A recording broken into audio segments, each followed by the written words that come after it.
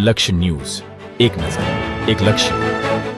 નાયબ collector Chotila ST. મકવાણાએ Anandpur ચોકડી પર નેશનલ હાઈવેના રિપેરિંગનું કામ ખૂબ જ ધીમી ગતિએ થતું હોવાથી ટ્રાફિક થવા પામે છે. તે ન થાય તે માટે નેશનલ હાઈવે ઓથોરિટીના અધિકારીને સ્થળ ઉપર બોલાવી રૂબરૂ સ્થળની મુલાકાત લઈ સદર હાઈવેની કામગીરી 1 અઠવાડિયામાં પૂર્ણ કરવા આદેશ કર્યો. નાયબ કલેક્ટર ચોટીલા એચ.ટી. મકવાણાએ ચોટીલામાં આવેલા આણંદપુર ચોકડીથી જલારામ મંદિર સુધી નેશનલ હાઈવેના રિપેરિંગની કામગીરી છેલ્લા 3 માસથી ખૂબ જ ધીમી ગતિએ ચાલી રહી છે, જેના કારણે રાહદારીઓને ટ્રાફિક સમસ્યાઓનો સામનો કરવો પડે છે. તેથી આવું ન બનવા પામે અને નેશનલ હાઈવે ઓથોરિટીના અધિકારી મિહિર ટાંકને સ્થળ ઉપર બોલાવી રૂબરૂ સ્થળની મુલાકાત લઈ નેશનલ હાઈવે રિપેરિંગની કામગીરીમાં ઝડપ લાવી 1 અઠવાડિયામાં પૂર્ણ કરવા આદેશ કરવામાં આવ્યો હતો. બ્રિજેશ ત્રિવેદી, સુરેન્દ્રનગર.